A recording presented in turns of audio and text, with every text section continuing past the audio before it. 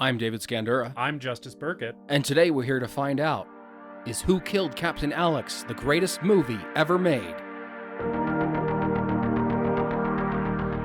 This is how we do action in Uganda.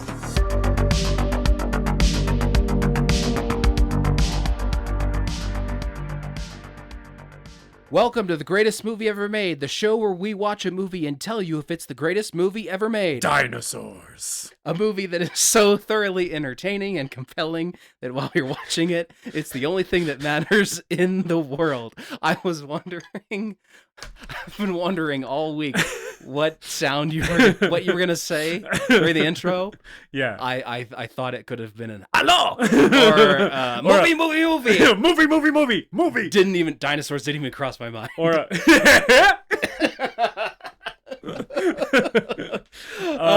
I am David Scandura, and I'm joined as always by my co-host and Flagstaff's Bruce Lee.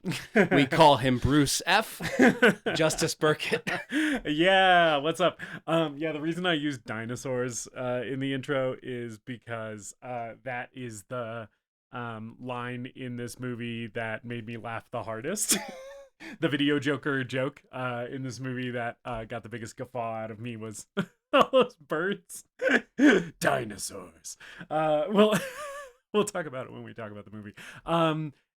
This was a wild experience. We have never covered anything like this movie on the podcast.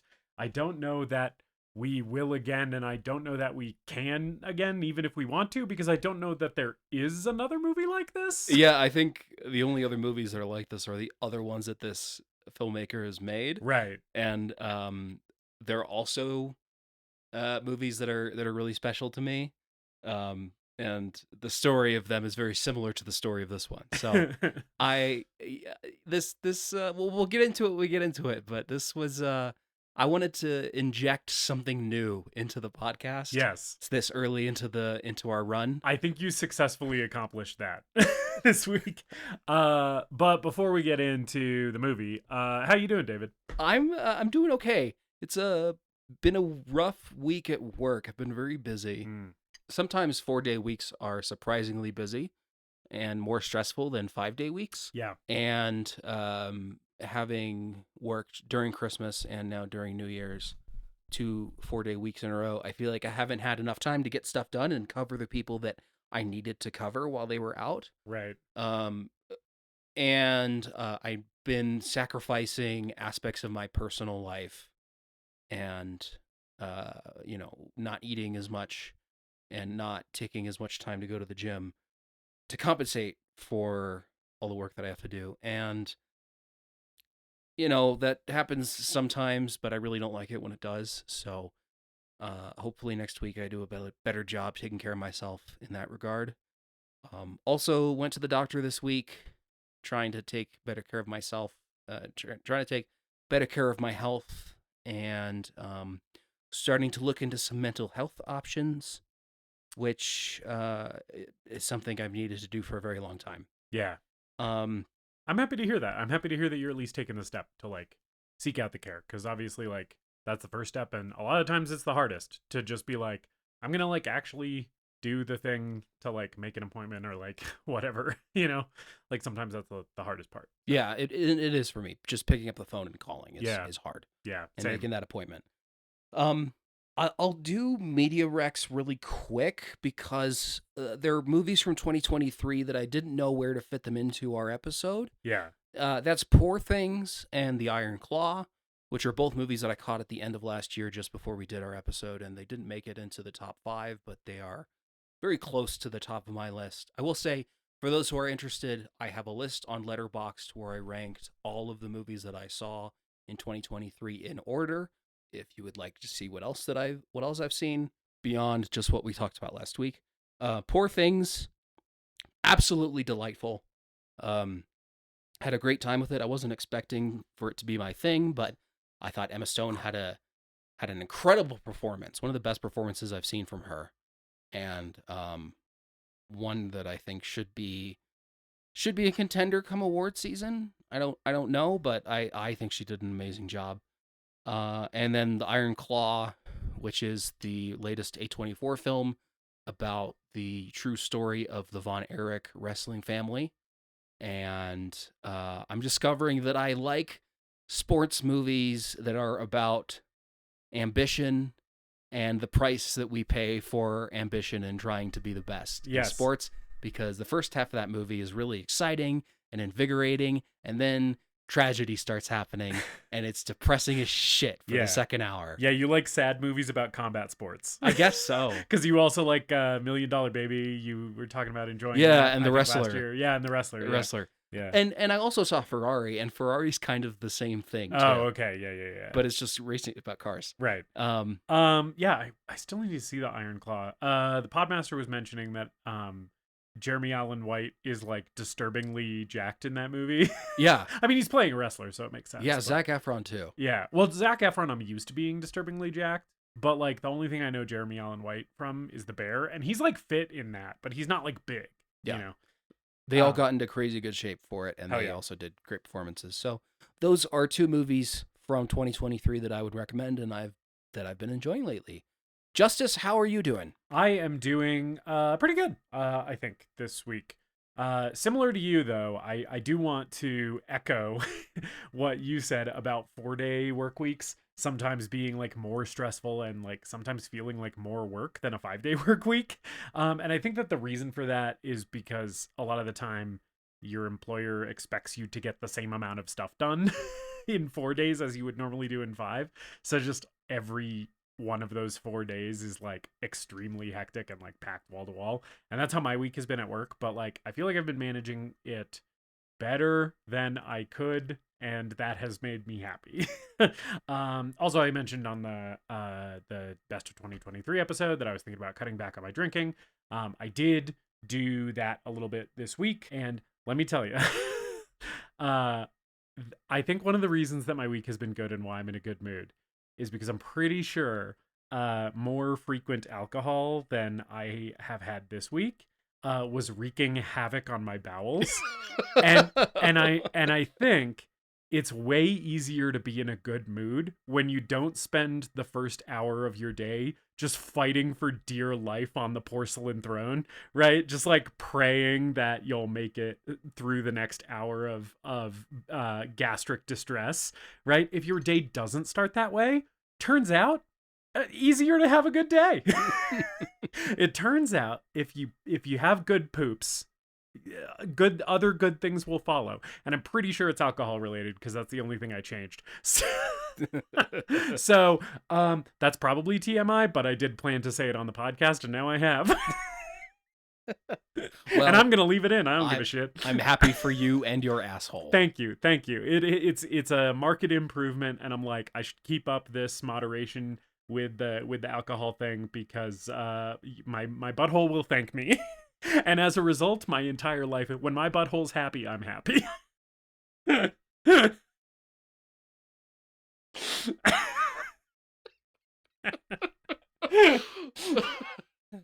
I had fully intended to make this part of the conversation. I didn't mention it to you ahead of time at all because I thought it would be funnier if I didn't. You were correct.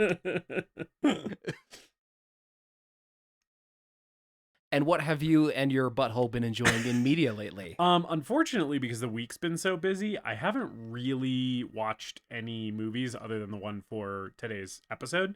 So I don't really have any movie recommendations. I don't know if I have media recommendations at all this week. I did watch with you and the Podmaster last weekend, rewatched Gone Girl, and that was only my second time with that movie. Holds up, fucking rips. So Gone Girl, I guess. That's all I got. Yeah, it's a good movie. I agree with you. Yeah. Anyway, let's get into today's film. Yes, let's.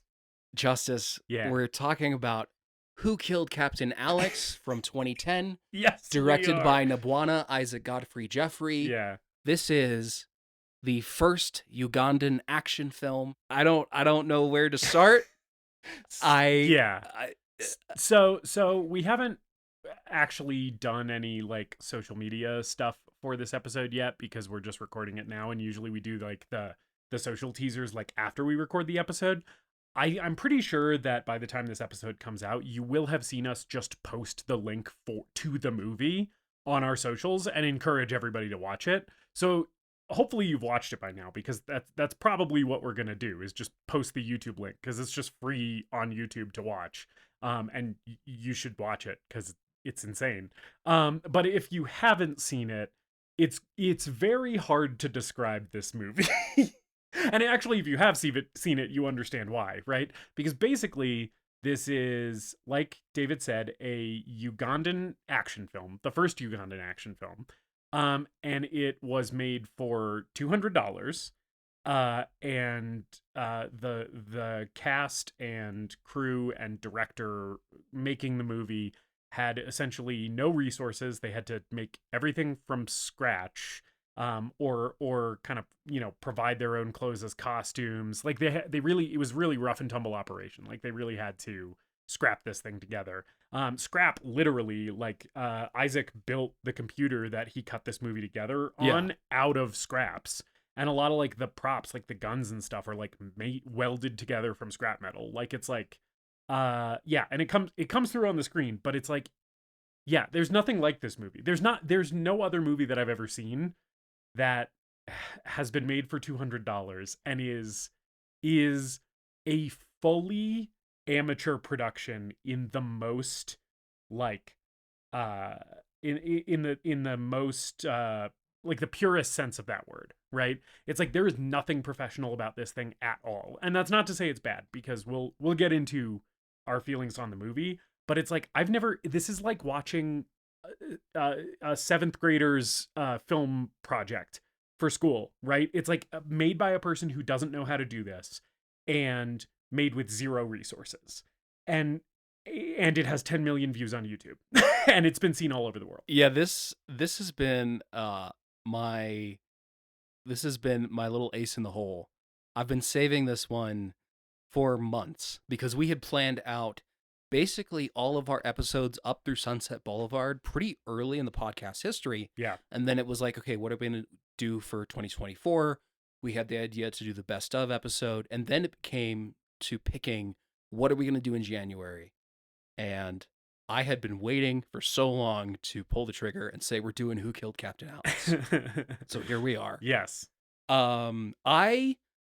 This movie has a bit of a reputation on the internet. It has 10 million views on YouTube, like you said. So it's a bit of a meme in some aspects. And that's kind of how I came across it. Yeah, I'm really interested in your personal history with this. So get into it, please. Yeah, there's a video on YouTube by the channel I Hate Everything, I.G.G. Yeah. Where he was going through all of the worst movies on IMDb, like the bottom ranked movies on IMDb. The search for the worst. I've also seen this. Yeah. and there's a search for the worst episode on Who Killed Captain Alex, and that's how I first came across it. And I watched the search for the worst episode a couple of times, and then finally decided to actually seek out the movie. It's sitting there on YouTube for free on the official Wakaliwood channel, and I watched it, and it blew my mind. Yeah. I don't know how else to say it. It's one of the most uniquely original films that I've ever seen. Yeah. When you say there's nothing like this, there really is nothing else like this out there. Yeah. Yes. And I think that is because as an artistic endeavor, this is so like it's just so singular. Like it's such a product of a very specific like place and set of circumstances for the filmmakers. Right. It's like it's uniquely Ugandan, right? In a way where I'm like, I don't know what uniquely Ugandan meant until I watched this movie. Right? And then watching the movie and then watching a Vice documentary about the making of the movie, you really see the kind of culture of not just Uganda, but of this town, this community, this slum that the filmmakers all live in, right? You see the kind of microculture of this tiny little community, right, come through on the screen, right? And it's like, even when you get like micro budget movies in the US, American culture is very American culture is pop culture, right? Sure. Like we export it to other countries all the time. Like that's what most movies are, right? So it's like even when you get a tiny little micro budget movie in America, right? It's usually recognizably like American, right? And even like movies from other countries usually kind of flavor their stuff that way. And Who Killed Captain Alex is really interesting because it's inspired by American movies, but it's also inspired by kung fu movies, and it's also doing again something that's like unique to Uganda and to this specific community as well. And you don't see places like this represented in movies in this way, you know.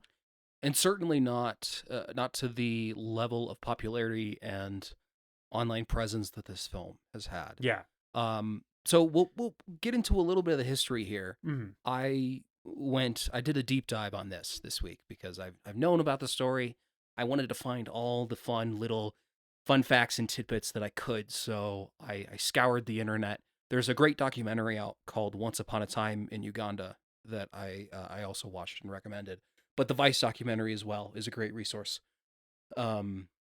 So this was made by Nabwana Isaac Godfrey Jeffrey, who was born during the regime of Idi Amin in Uganda and was inspired by American action films like Chuck Norris and Rambo and kung fu movies like Bruce Lee's movies, was inspired to make his own film company, his own production studio in the slums of Kampala in Uganda, specifically Wakaliwood, which has now become known colloquially as Wakaliwood, because of this production company that's sprung up around there.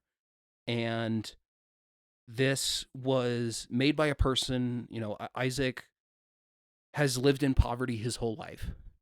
He sold everything he owned to buy a Sony PD-170 camera, and also was making bricks to sell at the time, and basically, tried to make an American action movie in the slums of Kampala, with the same level of, action and excitement, and with basically none of the resources. And you said $200. I looked it up.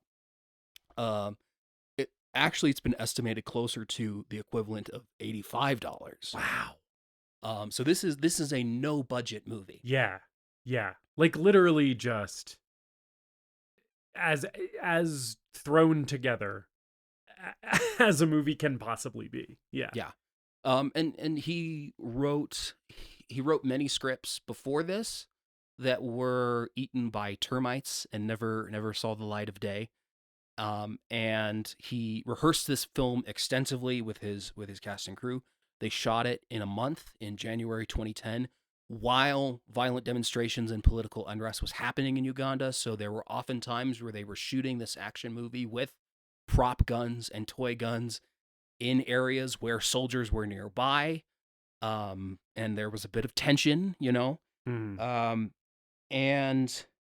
the film was edited on a computer that he built himself. And the trailer was uploaded onto YouTube.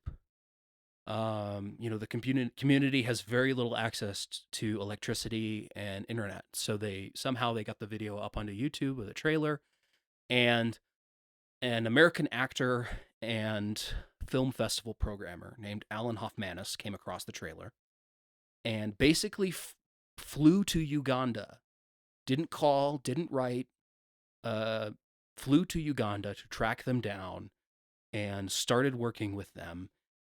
And the original version of the film has since been lost, and the version that is accessible now was put together with the help of Alan Hoffmanis and has a commentary track over it that we will talk about in a little bit here. VJ Emmie on the MIC. Yeah. So the full film was released to YouTube, and it's attracted 10 million views around the world. Since then, the movie has also sold 10,000 DVDs in Uganda through Ramon Film Productions, door-to-door DVD selling crew, just street vendors selling these movies for dirt cheap for the people of Uganda. They push them very hard. The movie has also been pirated a bunch in Uganda, and it's estimated that Isaac has made 47 movies, and most of which have been lost because the computer that he built for himself, he had to delete movies in order to have space on his computer to make new ones. Yeah. And this is one of his few movies that has been translated into English and spread around the world. Yeah. Isaac's first time in a movie theater was in 2019 when his film Crazy World premiered at Toronto International Film Festival. They have a Patreon, they have Kickstarters, they have fans from all over the world. They are working on a sequel to Who Killed Captain Alex. They are also working on a horror film called Eaten Alive in Uganda. Is the sequel to this movie gonna actually tell us who killed Captain Alex? I have no idea. Because, dear listener, if you have not seen the movie and you think we're gonna find out who killed Captain Alex, you are incorrect. The movie ends and we still don't know. And so I'd be interested if part 2 actually answers that question or not. They also did a TV series in cooperation with the Ugandan journalism and news industry. But this is essentially a homegrown film studio. This is in the year since this film. This has become a community of filmmakers, actors, prop makers who are building props out of scrap metal, building camera jibs out of scrap metal, who are training their kids in martial arts and stunt choreography and shooting these movies for super low budget in their community and promoting them among their community. Yeah. It's so grassroots. It's like so I was thinking a lot about this when I was watching this movie, because this sort of reminded me of like community theater, right? Where it's like everybody's just volunteering. A lot of people are volunteering their time just because they love it, right? There's no money in this for them, right? Or at least like initially when they were like working on this movie, they didn't anticipate any money from it, right? Yeah. And they didn't anticipate it to be seen like outside of their community, right? Which is also the thing with community theater. It's like you're doing it like for your neighbors, basically, right? And it's like, just like community theater, there is stuff here that is goofy and silly and amateurish. And also, just like some community theater I've seen in my life, there are moments of like transcendent beauty in this thing. Right? And like, even though it is so specific and it was so specifically targeted like toward this community, there's like an element of universality that just like cuts through the heart of this thing. And I've also had that experience like going to like local art shows or seeing like community theater, right? And just being like, oh, this is just a person. This is just a person with passion, right? He was entirely self-taught. Yes. Taught himself how to run the camera, how to build the computers, how to run the editing software. Yeah. And furthermore, like the established rules of filmmaking have not been written down in Uganda. Right. So he is simultaneously breaking the rules that we all understand in the Western world and other parts of the world where there is a more substantial filmmaking industry. He's breaking those rules and also rewriting and making his own rules that will come to be followed by other filmmakers in Uganda. Right. He's like creating Ugandan style filmmaking. Yeah. Is really what he's done. And it's like, that's amazing. It's an amazing thing. Which I think is maybe like a good, I don't know if you had other stuff about the history of this movie, but I feel like this is maybe like a good point to mention. This movie gets lumped in with stuff like with internet meme movies, like The Room, like Birdemic, like The Amazing Bulk, right? These movies that are jokes and memes, and people watch them, like sort of hate watch them as a bit, right? Right. This movie I'm just gonna like lay this down right now. I know David agrees with me on this because I have seen the passion in his eyes when he talks about this movie. So I know that he agrees with me on this. This movie is not like those movies. This movie is not like The Room. It is not like Birdemic. It is not like any of those like truly shitty amateur movies. Because the difference is those movies are all, to some degree, either cynical or incompetent in a way that is comedic, right? Right. I don't think there's anything cynical about Who Killed Captain Alex at all. And I don't really think there's anything incompetent about it either. Yeah, I think Who Killed Captain Alex is an example of a film that is being made by a filmmaker who has talent and vision and creativity, Yeah. but lacks the resources to fully bring it to the screen. Yes. Right. But as opposed to Tommy Wiseau, who does not have talent but has right. resources. Yes, he has some resources and he has a lot of passion, but he's not talented. Yeah. Right. He's not talented to such a degree that the movie that he made was notable for how untalented the execution was. Right. And I love The Room. Yes. Yeah. I love The Room. We love The Room, and we also love Tommy Wiseau's passion. Yeah. Right? I don't want to talk bad about the guy. But right? The Room is almost like lightning in a bottle for me. It is one of the few genuine so bad it's good movies that have been lumped in with that so bad it's good term. Yeah. It's one of the few that has actually executed that and been enjoyable for me. Right. Like I've seen Troll 2, which is often put in that same category, and sitting alone in my house watching Troll 2 alone on my couch with my cats was not enjoyable. Yeah. And by contrast, Who Killed Captain Alex is lumped into the so bad it's good category. And I watched it alone on my couch last night, and I had a great time because I don't think this movie is so bad it's good. I think this movie is good. I think this is just a so good it's good movie that has some of the worst CGI that has ever been put to screen. Yes, but it's like and other things that technically would make a bad movie. Right. But with the context of the conditions in which this movie was made, like forgiving that stuff becomes so easy. Right? Because it's like, oh yeah, like the helicopter CGI looks really fucking bad. It looks awful, right? And it's like they couldn't get a real helicopter. That was completely out of reach for the team creating this film, right? And they wanted to have a helicopter in the movie, and god damn it, they did what they could, And it's like you can tell it's a helicopter.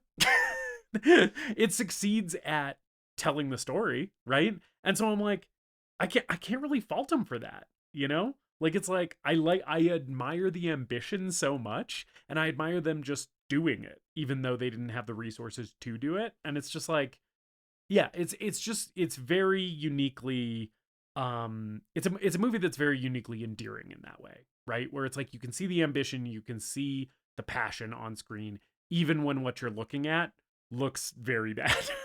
And I honestly don't even think you need the context, and you need to know the story in order to enjoy and understand this film, because so much of the context is clearly presented on screen. True. This is a movie that is shot in a slum, so you do get just people in the background who are just living their lives while this action movie is going on. And the video joker reminds you constantly that you are watching the first Ugandan action film. And then it reminds you of the title. And even stuff like the helicopter. That's the other thing about this movie too. Some things that are unique to poor people living in Uganda are in this film, even if they are filtered through the lens of fun action, Yeah. Like Isaac and his brother, when they were younger, were chased by helicopters, chased by police and military helicopters. And so as fun as like those helicopter sequences are, and we'll get to the helicopter when we talk about the helicopter a little bit later in the movie, there is that undercurrent of this is a lived experience for him. Or earlier in the movie, there's a scene at a bar, and a bunch of soldiers come in and start roughing up the place. And you just kind of know that that's something that happens in these sorts of African countries. Right. So I think that's part of why I think this film is so unique, and for me is completely separate from those So Bad It's Good movies, because so much of this movie is executed completely genuinely and from the lived experience of someone living in a third world country, experiencing the threat of military oppression, who also loved action films and kung fu films and decided to, take that negative experience and those negative circumstances and create something positive out of them, and create a community around the passion of filmmaking. Yeah, and when you say he created something positive out of it, he truly did.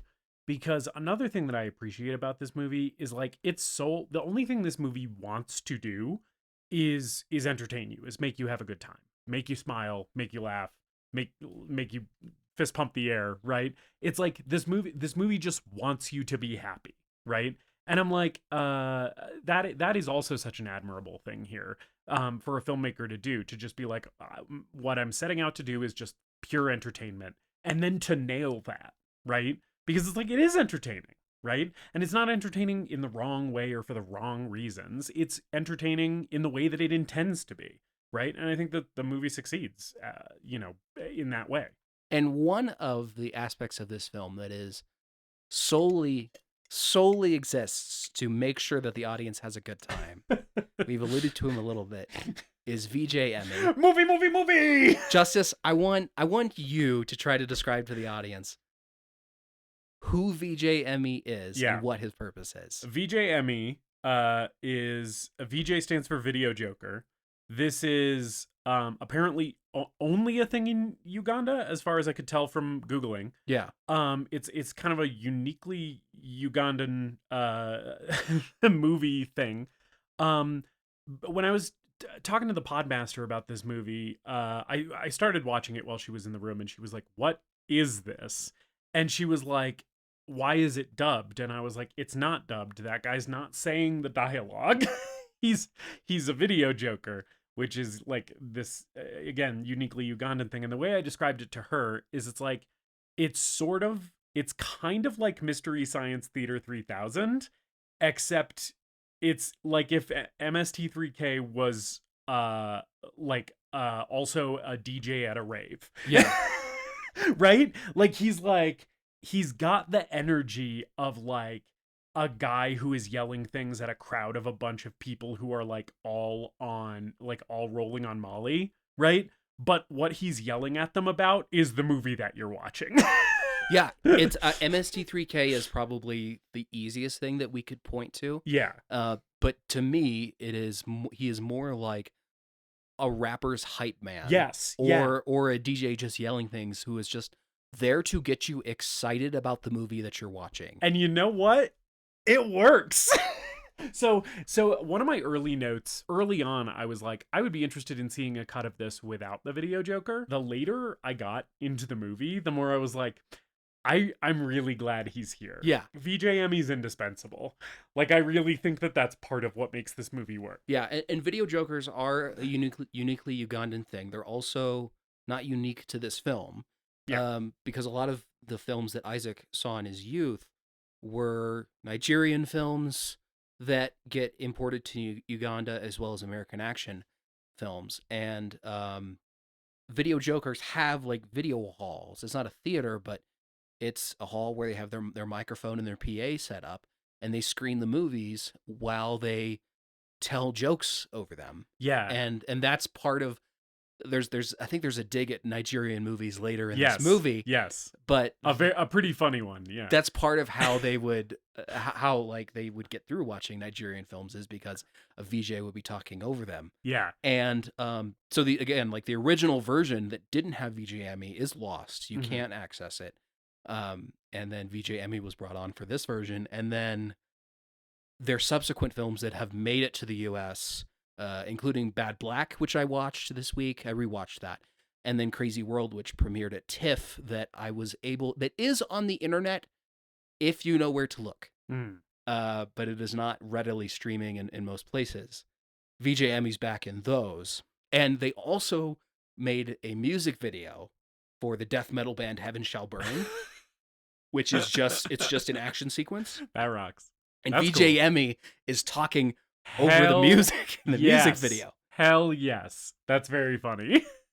Also, when you were like, it's on the internet if you know where to look, but it's not readily streaming anywhere, I was just immediately like, is David doing cyber crimes? Are you in the dark web? Are you browsing, .onion sites? So they streamed it. The TIFF streamed it during COVID. Yeah. And the YouTube, and the YouTube link is down, but it's still accessible through like the Internet Archive. So that's how I found Crazy World, because Crazy World isn't available. Got it. Anywhere else yet. And so I think they were touring it for a while. Gotcha. But... So you're not like going around the street corner to a guy in like a big like a big trench coat who's like, hey, you want to buy some rare Ugandan movies? Yeah. Okay. No. You should become that guy. I could be. You interested in the cinema of Uganda? This is there have been other films that I've become like the evangelist for. Yeah. That I just try to get all of my friends into. Yeah. This was kind of one of those. Not to the level of some other movies that I've talked about, but there was a point where I would meet up with friends, or I would chat with friends on the internet, and we would talk about like what movie we should watch that night. Yeah. Or sometimes friends on the internet will just text back and forth while we're watching the same movie. And I was always pushing for Who Killed Captain Alex, because as much as it is an internet meme, I don't think it's reached the level of ubiquity as something like The Room or Pandemic. To be fair, I said it in our last episode as well. I had never heard about this movie except from you. I thought, and then after watching it and doing some research, I was like, actually, I vaguely do remember some stuff about this going around the internet like a few years ago, but like not to the point where it was on my radar. So you're right, like it is like less known. Yeah. And that's a crime. It should be more well known. Well, we're spreading the word now with this episode to all 40 of you. Should we start talking about the plot of this crazy fucking thing? Yeah, let's do it. Let's get into it. So we start with the hardest production studio logo of all time. Or not logo, it's a sequence, which is a shitty CGI helicopter that some guys like get airdropped from. And then there's like a guy on a rope in front of a green screen that is hung on a brick wall, and he's like swinging around with like a fake gun or something. Yeah. It's just, it immediately, and the energy is immediately frantic. VJ Emmie is already yelling at you. He's like, as soon as you start the movie, like production studio logo sequence is happening, and he's like, VJ Emmie on the MIC. Coming at you from Wakaliwood, the first Ugandan action film. Like immediately, it's like frantic, like manic energy. And it really lets you know what you're in for right away. And I need to emphasize how bad this CGI is. I really like if you had a video production class in high school, that but worse. We're talking like sub Adobe After Effects. Yeah, we're talking like Windows 98 level CGI. So the commandos, which is a word that's going to be very overused this episode. Commando. The commandos jump out of this helicopter in New York City. It is like a still image of New York City, and then they blow New York City, and then they blow up Katz's Deli. They blow up the most famous Jewish deli in New York City. He doesn't. VJ Emmie doesn't yell New York City in this one. But when I was watching the Vice documentary, they were showing clips from other like Wakaliwood movies that Isaac has made, and in one of them, there's like a CGI sequence in New York City, and VJ Emmie was just like screaming, "New York City, sweet Jesus!" and then it cuts to a guy hanging in front of a green screen that's hanging off the side of a building with a gun that is essentially two metal tubes that have been welded together. Yes, which is what a lot of the guns that we'll see in this movie are this. Yeah, this right? is some Shinzo Abe shit. Some of them these are guns that you could bring onto an airplane because they wouldn't be identified as weapons. Yeah, but yeah. you see the set, and you see what this filming production looks like. With just people milling around in this community. Like before the movie even starts, they're presenting you with this. So you kind of like know what you're in for right away. Yes. Also, what lets you know what you're in for is impact font, the only font that yells at you. Much like VJ Emmie, the opening credits are immediately screaming at you because they are in impact bold. And then the Who Killed Captain Alex title card is so wild. The Podmaster told me what font it was because she recognized it immediately. She was like, "Oh, that's that font." And then like it does like a little like word art like animation thing, and then it pops up again in another font, like another font of Who Killed Captain Alex slides in and covers it up, and she knew that font too. She's a font freak. And then the movie starts. And we're introduced to Captain Alex, who, despite being the title character, Captain Alex. Yeah, he's not going to be around for very long. Well, we do know someone kills him. Yeah. What we don't know is who. And you know what? We still don't. The director doesn't. Isaac doesn't know. Yeah, I was seeing that in an interview. I think it was in the Vice documentary that I watched, where they asked him like, "Do you know who killed Captain Alex?" And he's like, "No," which is great. I love that because it's not the point of the movie. The point of the movie is action. It's the equivalent of George Lucas being asked how Anakin got the scar in between Attack of the Clones and the Revenge of the Sith, and he's just like, I don't know. He got it falling over in church. Did you hear? I'm sure you heard the story that Harrison Ford told, where he was like, he was talking about when they were filming A New Hope. And he's like in the Millennium Falcon, and it's like the first time that they're shooting in the Falcon, right? And he asks George Lucas, "George, how do you fly this thing?" And George Lucas was just like dumbfounded by that question. George Lucas was like, "I didn't expect you to ask me that. I don't know how to answer that. I didn't think about how you fly the Falcon." Your George Lucas is way better than mine. But when Harrison Ford's telling the story, I'm pretty sure when he gets to that point in the story, rather than commentating, he just kind of does a Harrison Ford like annoyed eye roll and shrug, just like fucking George Lucas, fucking dork. That's okay, Justus. We'll fix your George Lucas accent in post. Okay, now I'll add it to the special edition. Now that's starting to sound a little bit like Hannibal Lecter. Wait, no, not Hannibal Lecter. Mason Verger. Oh, yeah, you're starting to sound a little bit like Mason. Mason. Now I'm just thinking about if Mason Verger was directing Star Wars. Feeding people to pigs. Anyway.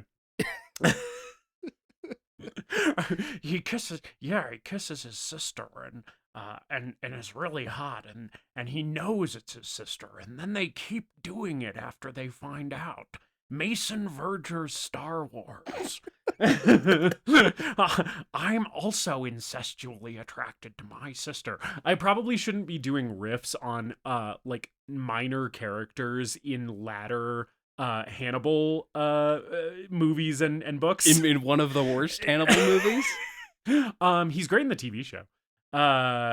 NBC's Hannibal. Check it out. Anyway.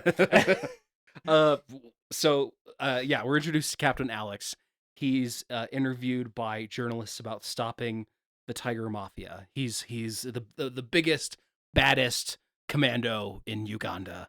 And we already get jokes from VJ Emmie. VJ Emmie often like tries to imitate the characters that are in the movie. Yes, this is the thing that was reminding me of Mystery Science Theater 3000. Yeah. So what the one that I was thinking of is he's imitating the voice of one of the journalists, and he's like, "You're so handsome, will you marry me?" And then he goes, he's in Captain Alex's voice, he goes, "I prefer men." Which a pretty progressive joke, I think, because Captain Alex is supposed to be the best and soldier in Uganda, and a very admirable character, and I guess is canonically gay according to VJ Emmie. In VJ Emmie's version of the film. Yeah. Yeah. There's two different versions here. There's what's actually Right. happening in the film, and then the metatextual element of VJ Emmie's version of Who Killed Captain Alex. Yes, And I take that one as text. that's correct. Yeah, VJ Emmie's version is also my version. Yes. Yeah. So the reporters are basically being like, yeah, Captain Alex, when are you going to stop the Tiger Mafia? So the Tiger Mafia is like a drug. Yeah, it doesn't really matter. They're the vague, bad guys. Vague drug gang. Yes. Very vague drug gang. Yeah. So then, like from there, we're like meeting some other soldiers. Yeah, they're setting up Yeah. camp in a giant puddle. Yes, it's just like a flooded street. And this is when we actually get a good look at the guns, and there are like child-size toy AK-47s, Yeah. like dollar store plastic guns. Yeah, there's one at one point. It's not in this scene, but later that I'm pretty sure was just a plank of wood that was carved in the shape of a gun and spray painted black. And so they're like setting up camp in the middle of this puddle, basically. And one of the guys is gesturing, and VJ Emmie's giving out more jokes like, "Over here, I want dancing girls," and Yeah. already going off. This is like some of the concentration of the most like VJ Emmie jokes in the Yes. movie. This is about where I was thinking I would like it if he wasn't here, and then I ended up being wrong about that. But yeah. And at one point they're cooking, and another joke that comes up I love this joke. is we're cooking German tourists. He's like, we're cooking. What are you cooking? German food, right? And he's like, oh, German food. And he's like, yeah, we found some German tourists, and I'm cooking them. And then the other guy's like, save me the heads. Like Predator, Like, yes. which is the little sound bit from that I really like. Yes. I don't know what they have against German tourists. I guess that must have played over like gangbusters for a Ugandan audience. And then there's a scene in a restaurant bar where Captain Alex's commandos come in, and everyone's drinking essentially what it actually is blue paint mixed with water in these glasses. Yes. It's the leftover paint that they used from painting the walls of the set that they're in. Right. Right. And the reason that it's not actual water is because water is scarce in their community, and you can't waste it on takes of a movie where like glasses are going to get knocked over and thrown and stuff, right? So yeah, it's watered down paint. And there's a singer on stage here who actually is a singer, and they in addition to doing movies, Ramon Film Productions and Wakaliwood, they also do music videos. So we have this singer here that is one of the singers that they work with. Later in the movie, we also show like a snippet of a music video on TV. Mm. But the commandos come in, and a fight breaks out. It's our first fight of the movie. Yeah. And this joke just like killed me. Captain Alex comes in, and VJ Emmie says, "Who are you?" And then the actual subtitles of the movie say "Yo mama," and then Captain Alex throws that person. Yeah. And the fight choreo here, this bar fight is kind of nothing special, but this was the first point in the movie where I was like, wait, this is good choreo. Yeah. It looks good, right? Which is maybe this is the time to talk about it because it's the first fight in the movie, but like the strongest thing technically about this movie is the fight choreo, which is great because it's an action movie, right?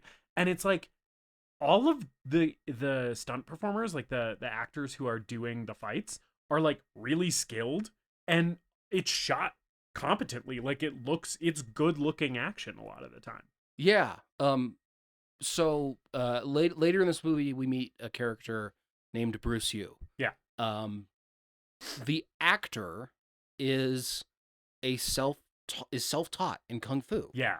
And all of the actors in this movie they rehearse their scenes. There also is a lot of improvisation and creativity when they're creating these action sequences. Yeah. All of these stunt performers in this movie are part of like the Ugandan kung fu team, and they compete right locally and in with some of the neighboring countries and stuff. So there is like legitimately great choreographed martial arts action in this movie. Yeah, there's some pretty impressive stuff here, and in a lot of the fight sequences, it does the thing that some kung fu movies do, where the action will speed up, like the camera speeds up during the action sequences to make it look like they're moving like supernaturally fast.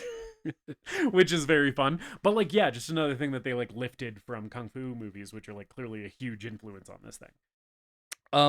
And we basically immediately go from this to another big action sequence, which is so the subtitles in the movie tell us is called Operation Cut Tiger's Balls. With a Z, yeah. With just like the worst like royalty-free 2000s like breakbeat club music that you could find, just going. Yes. And I think the editing in this movie is interesting because so many of the action sequences are just guys shooting with no real sense of geography or who or what they're shooting at. Yes. It's just stuff cut together. Yeah. And it's awesome. Yes. It's awesome. And one of the reasons for that, like one of the reasons that it's shot that way, is because a lot of they didn't have that many actors. So a lot of the guys shooting in one shot will be the guys who are getting shot in then the reverse of that shot, because they didn't have that many extras. Yeah. There's later when like the actual fight really breaks out. There's a guy in a Spider-Man hoodie.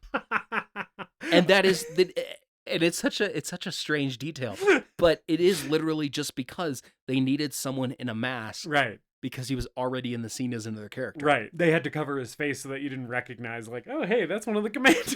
So instead, he's just fucking Spider-Man.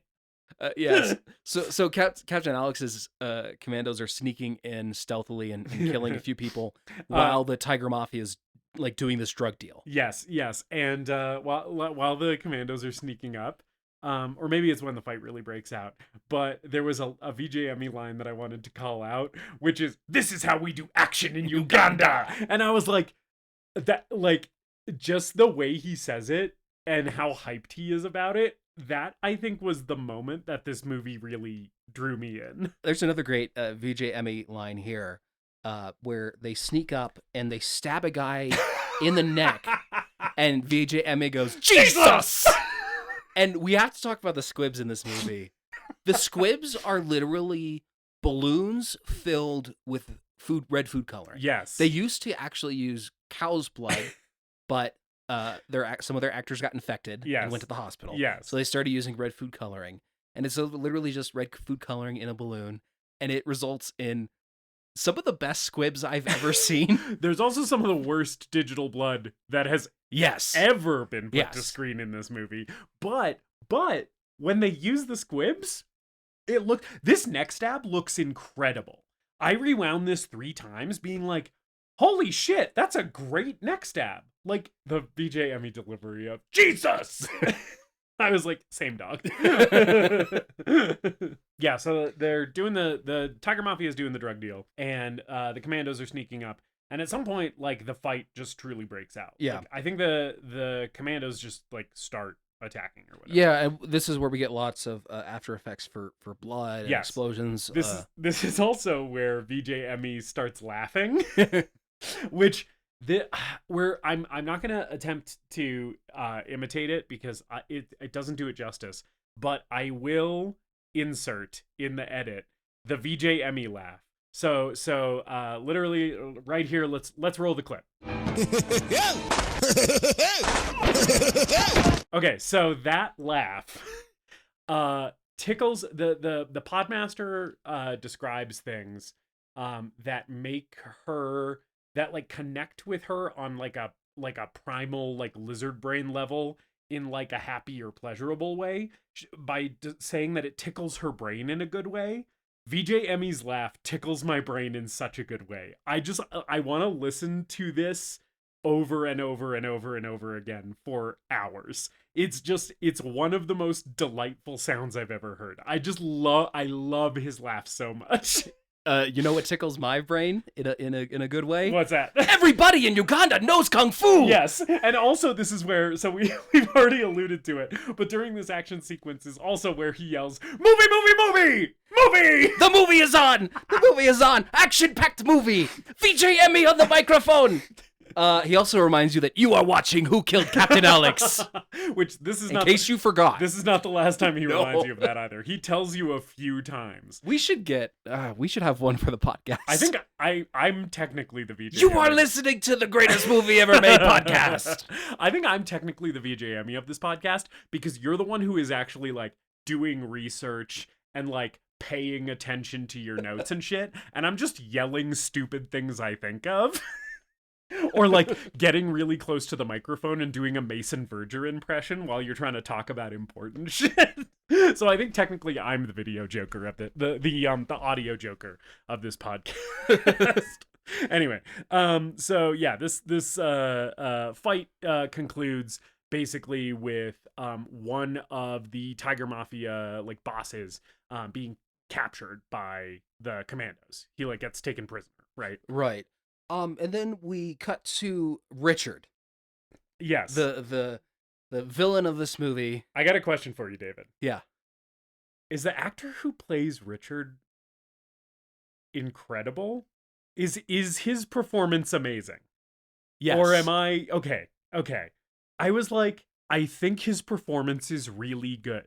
And that ultimately just goes to show that you can go to school for acting or whatever, and every once in a while someone is just born with natural talent and they're just better at it than you are, because I was blown away by this guy. Yeah, well Richard fits into that stereotype of crime bosses or villains that constantly yell at their henchmen and beat them and also kill them. Yes, but which is a very kind of boring and tired character trope. But he does it so well. And also, I think he has a rich internal life, because you get a lot of moments with him kind of sitting by himself and like being sad that his brother has been captured by the police. And VJ Emmie is always clowning on him during those parts. But if you actually watch the performance, like I think he's actually like living the character a little bit here. Yeah. It kind of rocks. Yeah. So he's sitting and watching in the news, and we see a brief clip of the music video that I alluded to earlier. And then, we find out on the news that someone has been captured in the Tiger Mafia. Richard doesn't know who yet, but it is his brother. Yeah. And he grabs a pipe and starts smashing everything in his living room, including the TV. Which then does like shitty After Effects lightning when he smashes it. Yeah. Yes, he's having a big old temper tantrum, and during all of this, VJ Emmie is like, as VJ Emmie is doing dialogue for Richard, and he's like, "Oh, my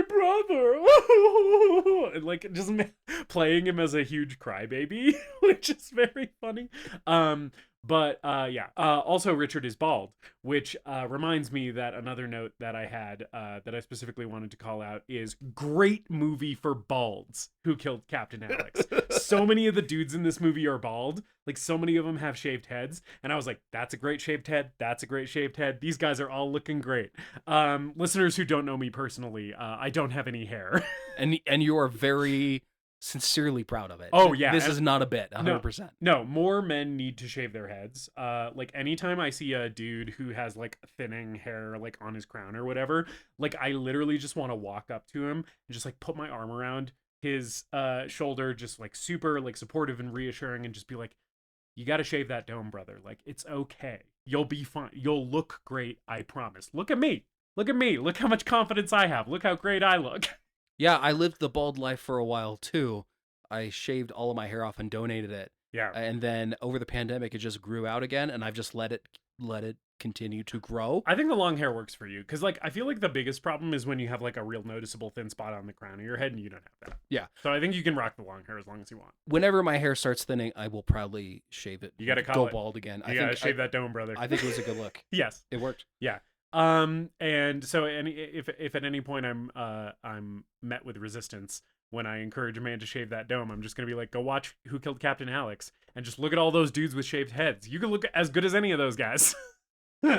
I will say, and hopefully this is not a problematic statement. I don't think it's going to be problematic or even divisive, but I will say, easier to pull off the shaved head look as a black man absolutely, than as a white man. Absolutely. White men, you gotta be really specific about how you rock the shaved head look. Like you have to either be tan or have facial hair or tattoos or be jacked or something. But if you're like just a skinny, pale white man with a shaved head, you look like you're going to chemo. Yeah, George Carlin has a whole joke about that. Anyway, sorry to take us on a tangent about male pattern baldness. In the middle of him smashing up his TV, his wife comes in, who was at the drug deal, and I think this is where he finds out that it's his brother that was captured. Yeah. And she's this made me laugh. I am maybe a little ashamed to say. She said, "Your brother fights like a bitch," and then he immediately slaps her. Yes. There's really great comedic timing in this movie. Yeah. And a lot of it's physical comedy. Yes. It's sort of funny. The timing is funny. It's also sort of funny because the slap sound effect is like a stock sound. Oh yeah, these are really, really cheap, really bad stock sound effects. Yeah. But yeah, so he's basically like, Richard is basically like dead set on getting his brother back. He like wants to break him out of police custody or whatever. Yeah, he meets up with the rest of the Tiger Mafia. Another great, just again, great moment of comedic timing. Richard says to the rest of the Tiger Mafia, his wife is there, and he says, "Instead of my brother, you saved this bitch." And VJ Emmie goes, "Who's the bitch?" And then Richard shoots his wife, and VJ Emmie says, "You." Yeah. And so like all of Richard's cronies are like freaked out by this. They're like, oh, like Richard's like gone off the handle or whatever. Richard starts fighting some people. I do want to call out a really good moment of editing in this movie. Yeah. Where it's a blink and you miss it thing, where he picks up like a wicker basket that's on the ground and chucks it at someone. Yeah. And you see him reach down, then we cut to a close-up of the wicker basket as he picks it up, and then him throwing it at the person. Mm-hmm. And just like a really slick element of something more stylistically inclined here, you know, something that I could see maybe done better in another film, in another Hollywood style action film, but like a good moment of editing where we're thinking about how the story of an action sequence, or the story of a moment, the arc of a moment, I guess. Totally. Yeah. So Richard, he's like kind of freaking out at his cronies. They like some of them like run away and go outside for a little bit, right? And are talking about like how Richard is like he's losing it or whatever because he wants to get his brother back so bad. And this is when we learn that one of Richard's cronies, like one of the Tiger Mafia dudes, is just a mercenary from Russia. and Isaac, if you're listening, director of this film, a movie that I would like to see is a prequel to Who Killed Captain Alex, about that guy who's a mercenary from Russia, because one of the only lines one of the biggest moments that he gets in this movie is he says, "I came here to kill people and I will give up if you don't give me people to kill." I'm a mercenary from Russia and I came here to kill people. And I'm like, this man is fascinating. I want to know all about him. Like this apparently psychopathic mercenary from Russia who is motivated exclusively by bloodlust. And if he does not have people to kill, he's not interested. Yeah, these movies, this and the other Wakaliwood movies that I've seen are great if you're a fan of weird extras. Because we both are. Because I love this guy. Yeah. He's in the background of the first action sequence, and to describe how he looks, he has on like a pair of tan khaki cargo shorts. Yeah. A red like muscle shirt. Red tank top. Yeah. And a red bandana, and then he has a gun that is literally two pipes welded together with a metal piece that's supposed to look like a drum magazine. Yeah. and then bullet belts that are just wooden bullets that have been whittled Yes. to look like, carved with a knife to look like bullets. Yeah. And he's all over this movie. Yes. Yeah. And he's always in the background. This is like the only lines that he gets. Yes. He's great. I love him. He's the mercenary from Russia. In Crazy World, because these movies are made at such low budget, they're made in a very poor community where people just the clothes they have are the ones that they can, Right. whatever clothes they can find. There are two bad guys wearing two different Twilight shirts. One says Twilight New Moon, and the other one just says Team Jacob. And it is the funniest shit. It is so good. The other thing we find out in the scene, other than this guy dressed all in red is apparently a Russian mercenary, we find out that Richard's brother is so sweet and has a beautiful voice. That's what Richard is saying while VJ Emmie is mocking him in commentary by just like making crying noises. Yes. And oh my brother. He does that a lot in this movie. Yes. Which is very silly dialogue and also pertains to absolutely nothing before or after that line. But also one of the moments where I was watching the guy playing Richard, like watching his performance, and I was like, man, he's doing something here. Yeah. Like it's interesting to watch. Well, and after he says, my brother's so sweet and he has a beautiful voice, it's immediately followed up with VJ Emmie going, huh? He doesn't get it either. We meet this woman who's like a police informant who knows that the police have Richard's brother. Yeah. She's also sleeping with Captain Alex, so she's going to try to figure out what information she can get from them. Yeah. So Richard goes to the police and fights with a cop about trying to get his brother back. Yes. Okay. This scene is fucking crazy because Richard, in every previous scene, Richard has been wearing what you would expect a guy who is running like a drug ring to wear, which is like a big leather jacket. I mean, he's dressed like a criminal from like an action movie. Like he's got like a leather jacket and I think like jeans on or whatever. He shows up in this police station wearing a very ill-fitting suit, like a very like poorly sized suit. It's like much too large for him. But he suddenly looks like an office worker. And he comes in and puts his foot up on like a rolling chair in this office and is basically like, hey, I'm Richard from the Tiger Mafia. Give me my brother. And this cop, so I have praised some of the performances in this movie. This cop is not good. But in a charming and endearing way, this performance is quite bad.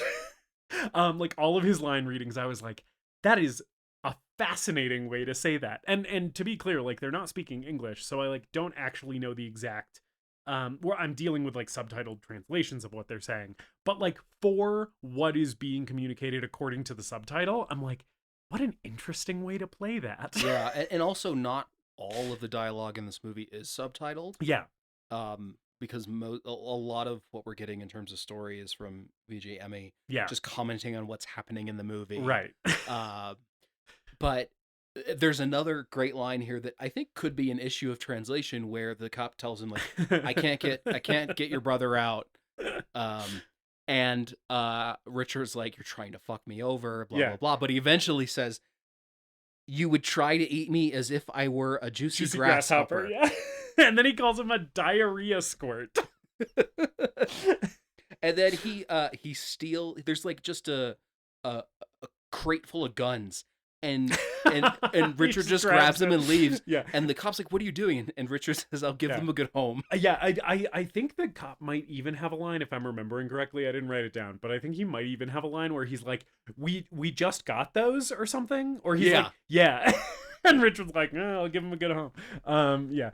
It's, wild. Yeah, so then from there we have the Tiger Mafia lady who is like gonna spy on Captain Alex, right? They're kind of canoodling in his tent, and they're going to fuck, which the euphemism for that they use is something about rats. Squeeze the rat. I don't remember. But she tells him to like go take a She shower said, yeah. beforehand. She says she wants him to clean up, and his response is, "I hate bathing." And I wrote down, "Yeah, dude, me too."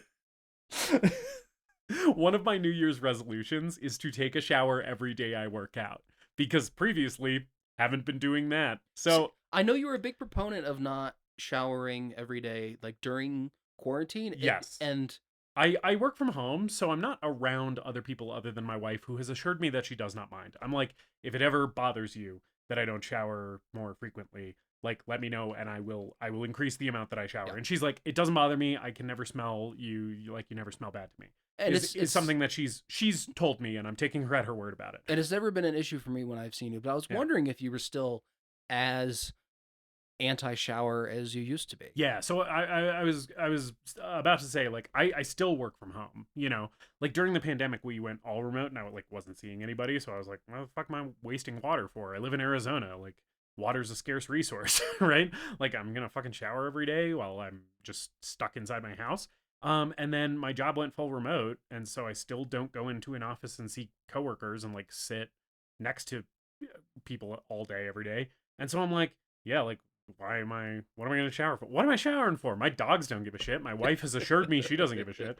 So it's like, but I will say one of the reasons my New Year's resolution is like shower every day that I work out, is I have taken it too far. And even though my wife assures that she has never noticed me smelling bad or whatever, I suspect that she is simply being kind.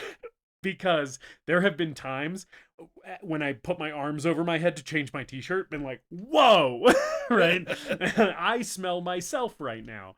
And also, you know, just like hygiene's important and stuff. By the way, to be clear, we have 2 toilets in this house and both of them have bidet attachments, which I would be showering much more frequently if I did not have bidets, because wiping your ass with toilet paper is a dirty activity. A bidet gets that nice and clean. Talking about while we're spending some time on this episode earlier talking about buttholes, let's just circle back around to that. let's just take a big old pink circle back around to buttholes. And let me just advocate that anyone who has the means to do so, get yourself a bidet, get your hole clean. Because that toilet paper, it's just spreading that shit around. It's not getting it off. You're just rubbing it. It's like all over the place. And then you got to shower. But it's like you shoot a little jet of water on there. You're good to go, my friend. I am still not converted to bidet life. But it's like a little shower, but only for your asshole. Yeah. It's beautiful. But sometimes I spray my balls too. Get them nice and clean. Oh boy! So to be fair, that's why I shower less, is because the dirtiest parts of me, my filthy little asshole and my disgusting balls, get cleaned with the bidet. And you don't have hair, so you don't need to wash the hair. That's true. You can wash the beard in the sink. Yeah. Or, well, I do wash my face sometimes. Yeah, in the sink. Yeah. Yeah. Anyway, we took a large detour there. But we can continue talking about Who Killed Captain Alex. Yeah, we'll cut whatever we want from this. Oh, I'm leaving all that in. Okay. So while Captain Alex is showering, Tiger Mafia infiltrates the camp, and someone kills Captain Alex off screen.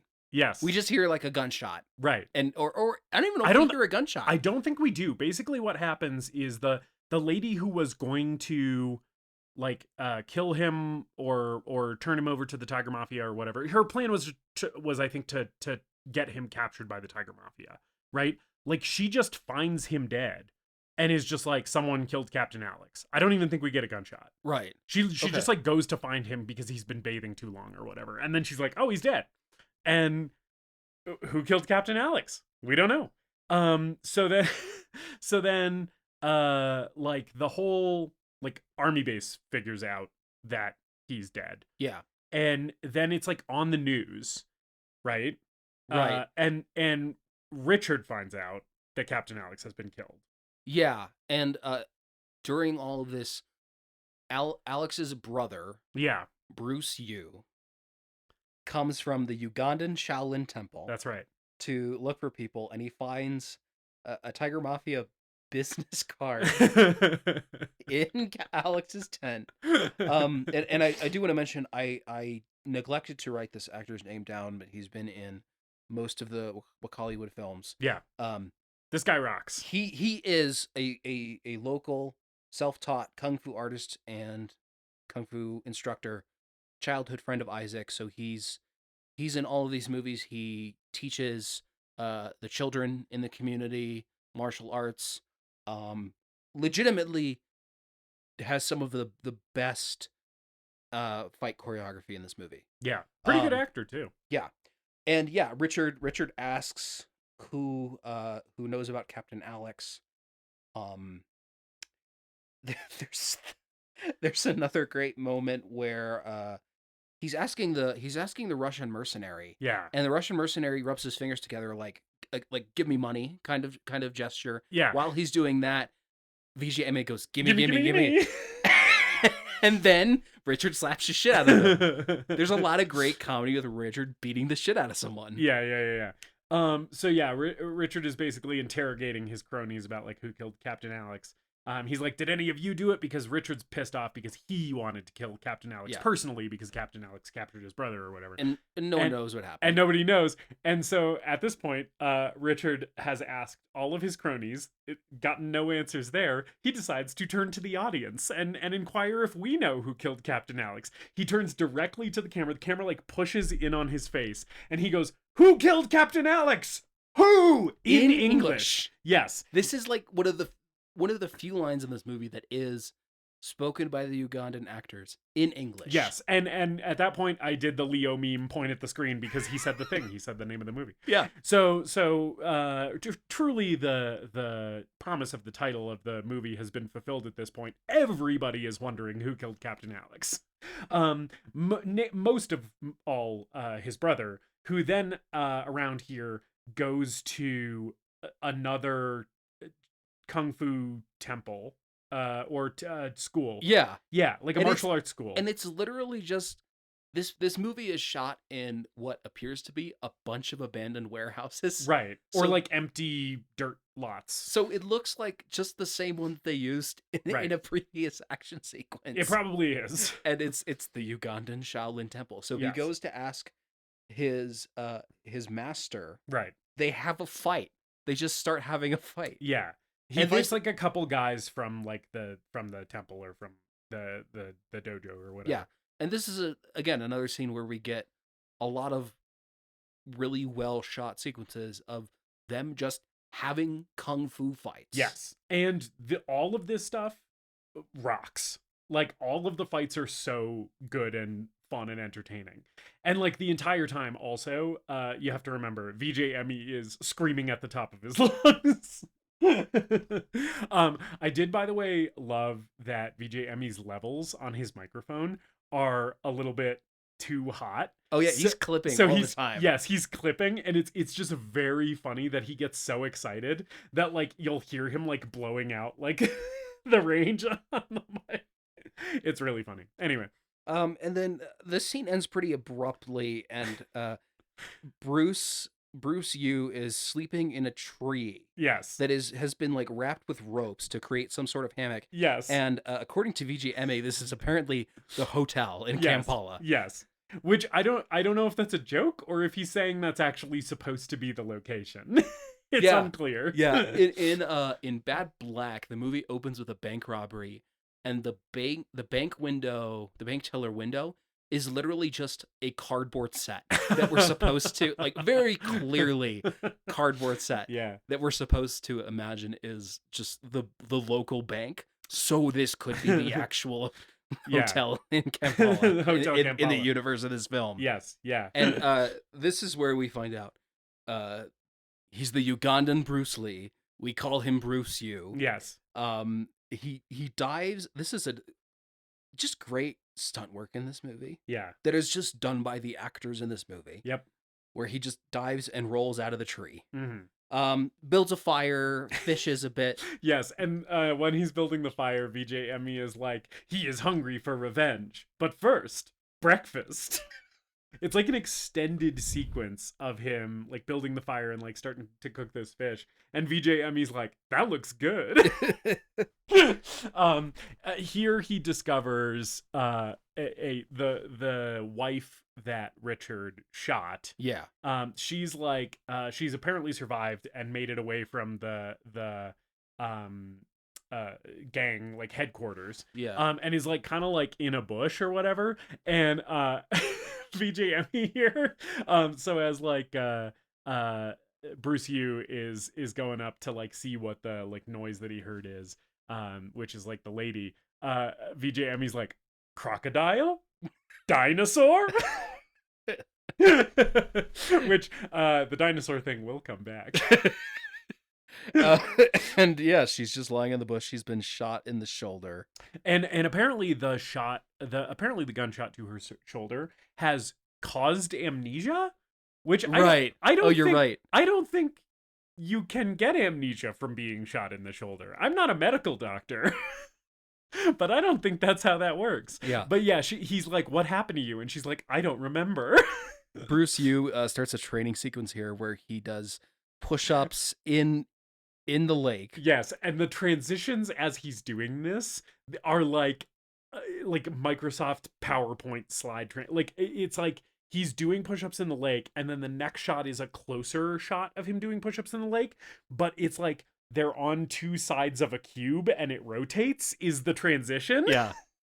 Which is fucking nuts. And then it also starts doing a thing where it like stretches, like it does like a horizontal and vertical stretch too. It's just absolutely crazy. Yeah. He's running and he's kicking, he's doing kicks and stuff like that. I think we have Yes. some of that like techno music from earlier going again. Yeah. And he finds out that the woman he discovered in the bushes is Richard's wife because she's asleep and her stomach is exposed, and he sees her Tiger Mafia tattoo, which is just green paint with the words, the letters TM written across her stomach. Clearly drawn with like a shoddy paintbrush or Yeah. like someone's finger. Like it's supposed to be a tattoo, and it's so delightfully shitty looking. It looks so bad. There's a flashback here where she tells him about how she became Richard's wife, where he like kidnapped her and tortured her. Yes. And she's like strung up with her arms over her head. Yes. And this is where VJ Emmie says, Yeah. while she's being tortured, she was caught watching Nigerian movies. Which this was the point where I came around on VJ Emmie, because the torture in this scene is a little intense, actually, right? Like they're like pouring buckets of water on her and she's like really screaming. And Yeah. I was looking at her wrists and she's like actually tied to like a ceiling beam. And it's like, if he wasn't here cracking jokes, this would be like a weird tonal departure from the rest of the thing. But like the video Joker thing kind of allows the tone to remain even the entire time, because he's sort of like guiding you by the hand through this like wacky, wild movie that they've put together, right? And so it's like, because he's then making the joke about Nigerian movies here, right? I was like, oh, this is still funny, right? Yeah. And otherwise it wouldn't be. Because there are moments in this movie that remind you of the country and the environment in which it was made, where military occupations and sex slavery and torture are a real thing. Yes, and the treatment and role of women in society, right, is also reflected in this scene, because he's like Richard is like forcing this woman to marry him, and then like he sends in one of his other wives because he has multiple, right, and she's basically the other wife is like, tell me when the wedding is, and she's like, I don't know, and then like the torture intensifies, right? Yeah, so it would be very intense in that regard, right? If it wasn't for the levity provided by VJ Emmie is there to let you know that the goal of this movie is to have fun. Yes. So even though we are addressing something that is a little bit darker here, it's okay to have some fun with it. Right. Justus, we have to talk about Kiss from a Rose. Because it plays... I was assuming you would bring this up, so I didn't even put it in my notes. It plays throughout this movie in bits and pieces, and specifically towards the end of this movie. Yeah. For those who are uninitiated, there is a pan flute cover of Seal's Kiss from a Rose just inserted throughout this movie. Yeah. And it's great. It's so good. It's so funny. It makes me laugh every time because a lot of this music is presumably stuff that they could just find for free on the internet. Right. And it's kind of inserted to this movie really without any thought as to how it underscores a scene or sets the stage for a scene. It does feel changes so often. Too. Yeah, it does feel like very random and arbitrary. It's just like, oh, okay, now this is the choice that is being made for some reason. But yeah, that cover of Kiss from a Rose, first of all, the pan flute version, I maybe like better than the actual version of Kiss from a Rose. But also, do you know if this was like a cover already, or I can't imagine it was recorded for the movie. No, I think it's something they found on the internet. Yeah. Like one of those tribute albums that just show up and there's a bunch of names on there that you don't recognize. Okay, yeah. And it's just very funny that this plays throughout this part of the movie that is mostly devoted to just like the commandos and the Tiger Mafia setting up for the final battle, like planning their final battle. Yes. Which by the way, when they're planning the final battle, so while we're getting the scene with the army doing their plans on like surprise attacking the Tiger Mafia, there's like a new captain there because Captain Alex is dead, right? And at one point when he's being introduced, VJ Emmie says, "New captain. He hates drugs, or is like he's gonna fight the drug dealers or whatever." And then he's like, also uses drugs. Yeah. But then the funniest thing in this sequence to me is VJ Emmie kind of allows you to stop paying attention to this scene because he remarks a couple times on how it's boring. Right? He's like, this is like he doesn't say it exactly like this, but the tone of his commentary is basically like, this is the boring like dialogue part, like we're between action right now, and then he just starts making fart noises. There's a part in Bad Black. There's a part in the film Bad Black where a character brings up their tragic backstory, and VJ Emmie says boring and literally fast forwards the movie through their tragic the character's tragic backstory. For a second when he was making the fart noises here, I literally thought I was mishearing something, right? I was like, was that just... And then he kept going. He was like... And I was like, it's making fucking fart noises over the movie. And like, it's such a funny and irreverent choice in this scene that is like supposed to be like ramp up for the climax of the movie. It's extremely funny to me. Richard tells the Tiger Mafia to steal a helicopter to bomb the city as a distraction. Yes. And this is where they're sneaking around. The guy he tasks with this, by the way, is wearing a bandana as like a headband that just has massive marijuana leaves on it, which I thought was so funny. It's like, that's the guy who's gonna steal the helicopter. The guy with the pot headband. But yeah, this is where they're sneaking around to sneak up on the helicopter and take it. And this is, they just walk through this open field while the flute cover of Kiss from a Rose is playing. They walk through this field where there's just these birds everywhere. Yes. Okay, there's like these, I don't know what kind of birds they are, but they're like big birds with long skinny legs. So like cranes or herons or something like that. Yeah, and so then there's like a shot of all of these birds. There's like 100 of them in this field, while like headband, like bandana guy is like sneaking to like go to the helicopter, and VJ Emmie just goes, "Dinosaurs." And dear listener, when I tell you I lost my fucking shit, I was delighted. So yeah, he steals this garbage looking CGI helicopter and they start just bombing buildings in Kampala. Yeah. And the effects are just, I don't even know how to describe how bad they are. It's literally, it's like like I said, it's like Windows 98, or it's like a Windows XP, Windows 2000 screensaver graphics. Yeah. Like that's what it looks with like. explosion effects Yes. for the buildings exploding. And at one point, like the guy who's driving the helicopter, they clearly couldn't get his body actually into the cockpit in one of the shots. So he's sitting, like, you can't see his legs, but you can see his head and torso, and he's outside the helicopter. Like he's in the foreground and the helicopter's in the background, so he's like not even inside it as it's flying. It is, again, delightfully shitty. I also really like just the idea that they're bombing a city to distract from just like a pretty small skirmish. Right. Right. Like, we're Yes. going to cause mass terror and death so we can distract from this other little small thing Right. that we're doing. So that we can get my brother back, who has a beautiful voice. Yeah. his voice must be very beautiful to be worth all this. Yeah. Yeah, and at the end of this is just like pure A huge action movie sequence. Yes. chaos. Yes. Which VJ Emmie like amps you up for. Like as the commandos are like sneaking up on the Tiger Mafia base, and like the helicopter shit is happening, VJ Emmie's like, okay, get ready. Like it's about to go crazy. Like he's like, it's that hype man shit you were talking about. Expect the unexpectable. Right. Yeah. Expect the unexpectable. Yeah. Exactly. There's a lot of like really great VJ Emmie lines I could pull out of this movie, and Yeah. expect the unexpectable is one of them. Yeah.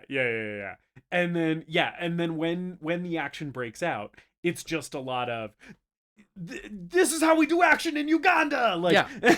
It's just chaos and people shooting everywhere, but there is like good stuff here. Yeah. There's a point where Bruce Yu gets captured and someone like has him in a chokehold, and so Bruce Yu just starts kicking everyone around him. Super kicker. Yeah. Super fighter. Yes, and it's a really good fight sequence. There's at one point, yeah, he's like he like kicks two dudes at the same time in that moment that you were just talking about. Yeah, it fucking rocks. It's so good. There's a part where a guy gets killed with like a Rambo spike trap. Like he hits a trip wire, and then a log with a bunch of wooden spikes stuck through it just hits him in the chest and kills him. Like fucking Ewok shit. Yeah. There's also shots of like guys swinging on vines, shooting guns.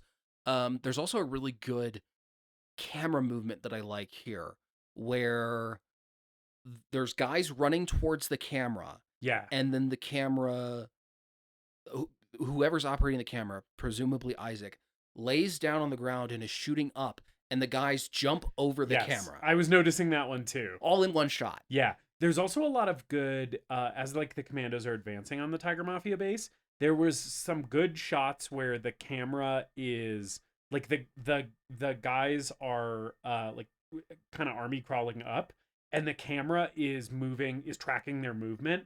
And the camera operator, again, presumably Isaac, is like moving at the same pace, so they stay like centered in frame, like as they're advancing. Yeah. And it's like a really quick moment, but I was like, that's skillful. Like, and it probably took a few takes to get right. There's also a really great sequence here where Richard grabs a gun that's on the ground and it's just shots of him shooting. Yeah. But he somehow blows up helicopters in the sky with this gun very, very cheaply. Yeah. It ends with the commandos capturing Richard. Yeah, the commandos capture Richard and Bruce Yu, who's fighting like all of these henchmen, right? The place where they're fighting gets bombed by the helicopter. Yeah. And the ceiling collapses in, again, just the shittiest CGI effect you've ever seen. It's very funny. And then the movie ends with a news broadcast that is supposed to represent like the damage that's happened in Kampala from the bombings, but it's actually real footage from the political unrests of the time. Yeah. Mixed in with some footage of the CGI helicopter.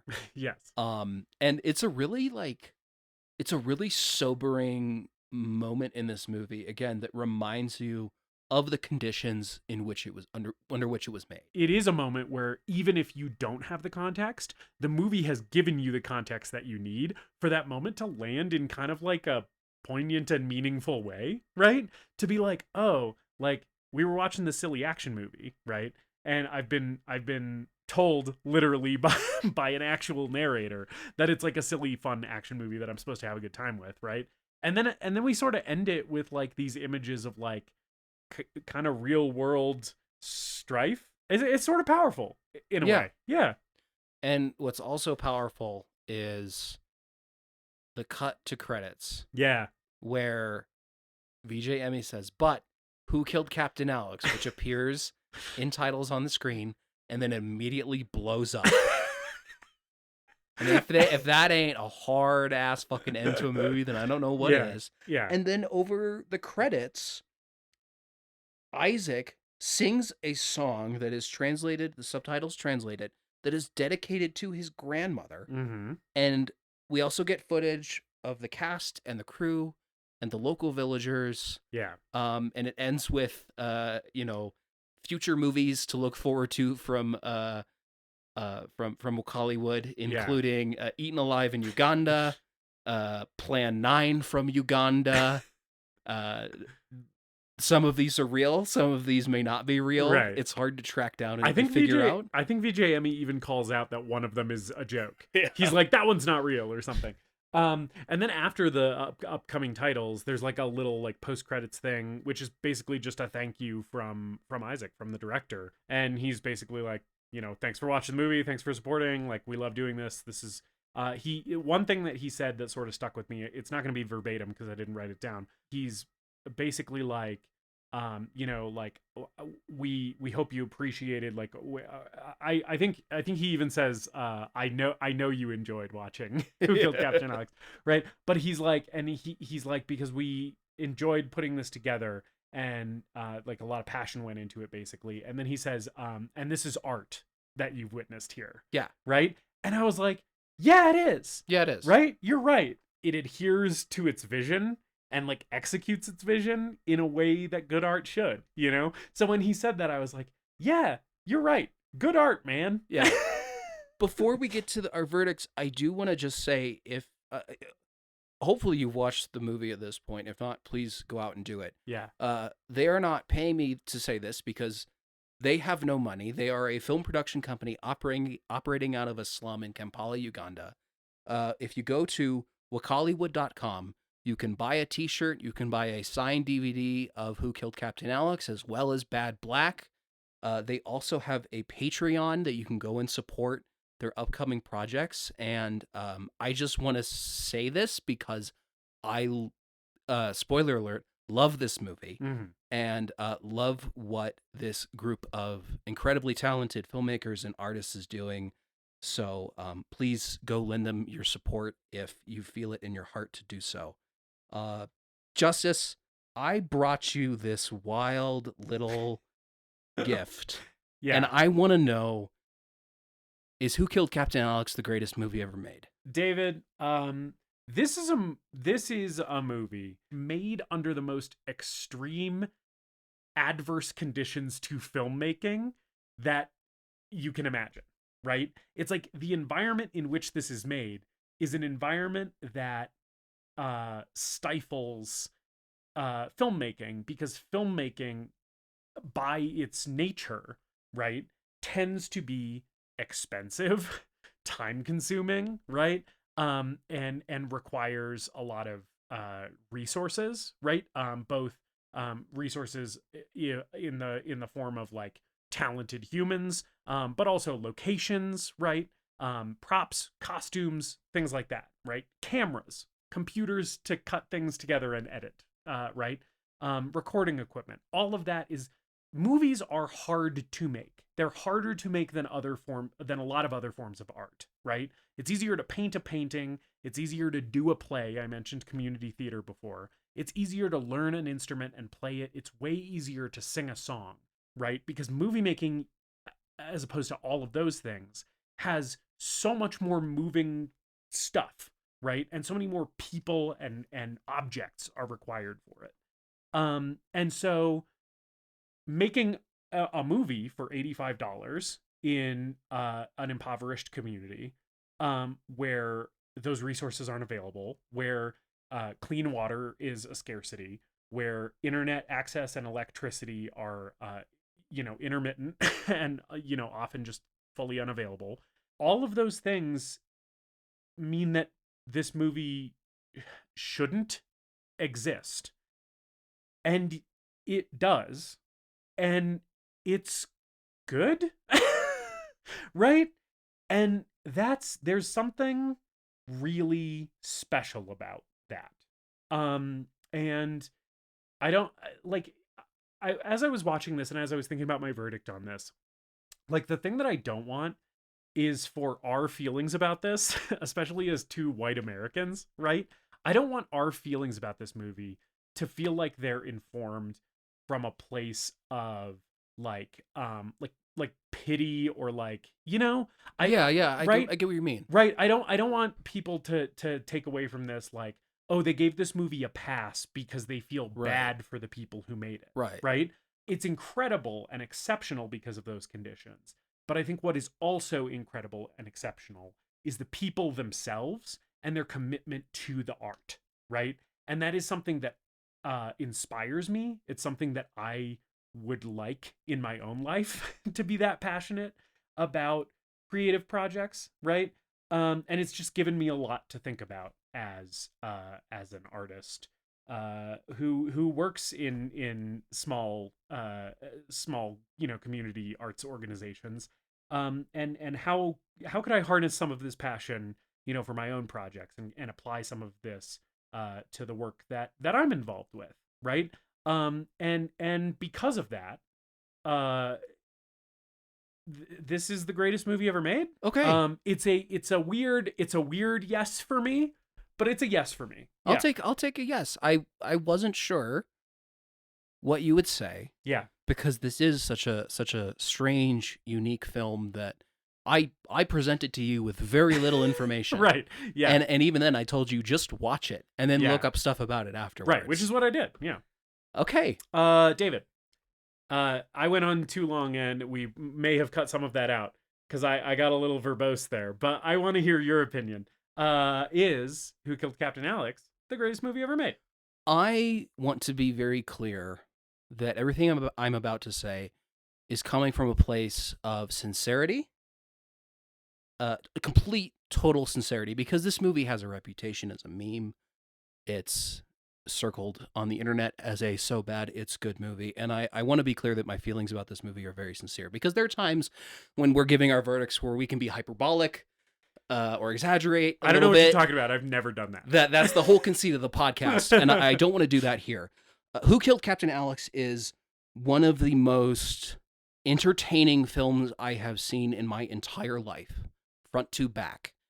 It is so enjoyable and vibrant and full of energy from a team of clearly passionate and creative filmmakers who, took the resources that they had and executed their vision to the best of their ability, and I think they succeeded. Yeah. I don't think this is a case of Tommy Wiseau making The Room and it happening to become, a sensation in spite of his failures as a filmmaker.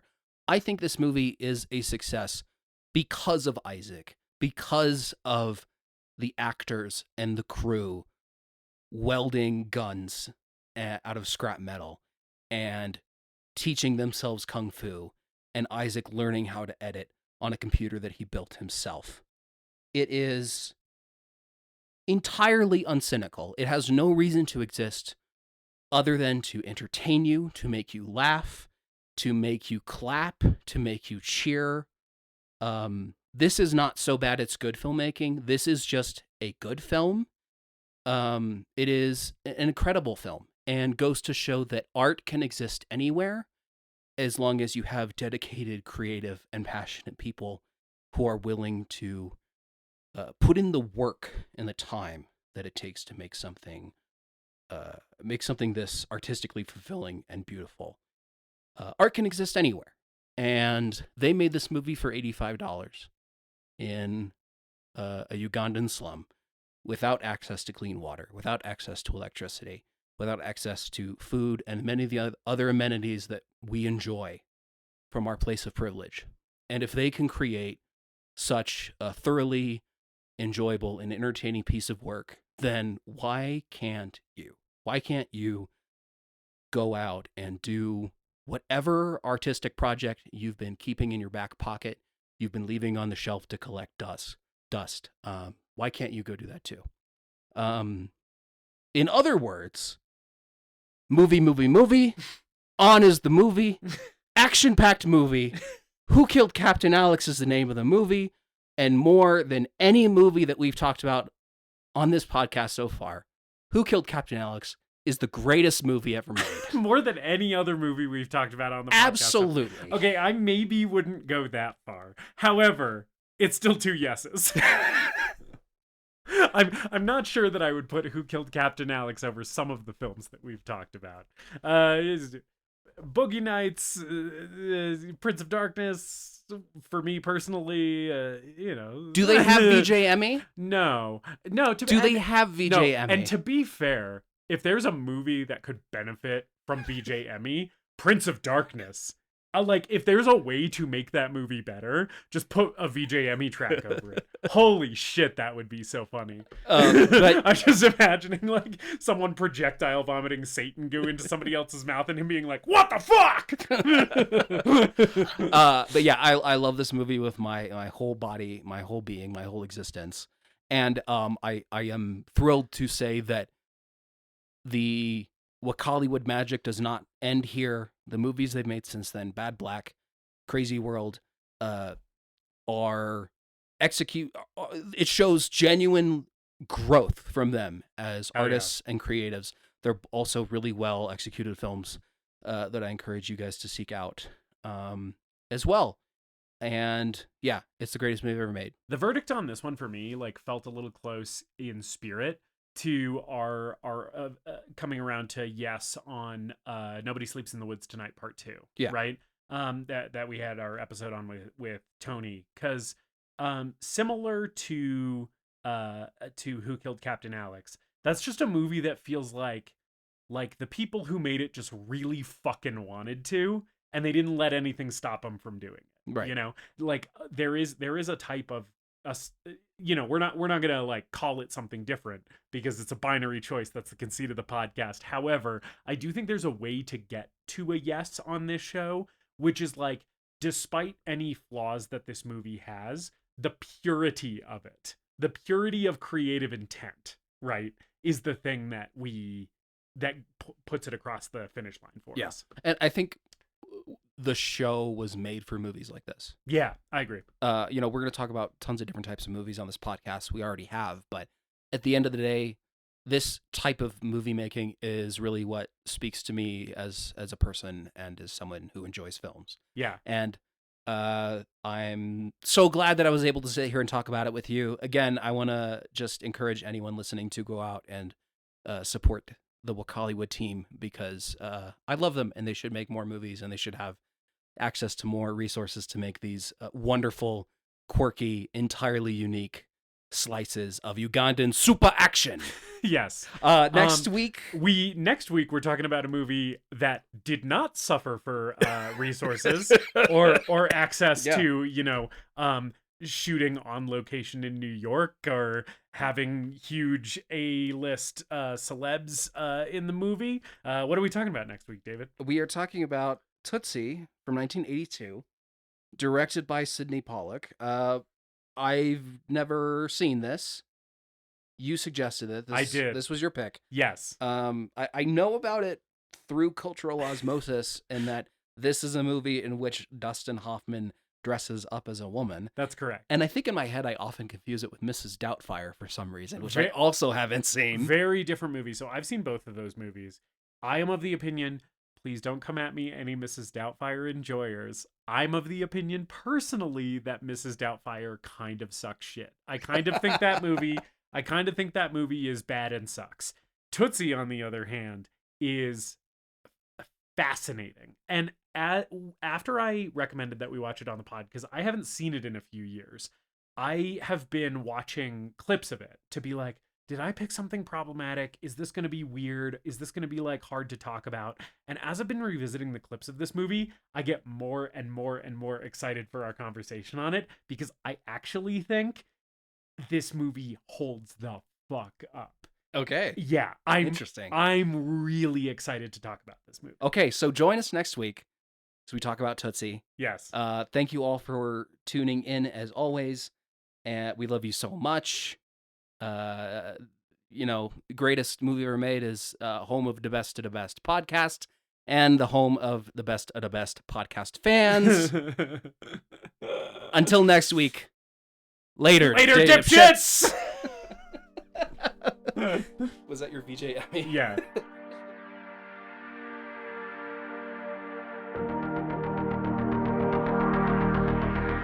We hope you enjoyed this episode of The Greatest Movie Ever Made.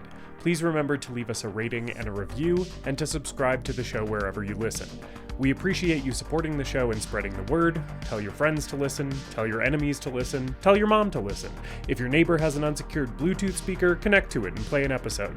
You can follow us on social media at TGMEM_podcast. And if you've got a movie that you want us to talk about, send us an email at thegreatestmoviepodcast@gmail.com.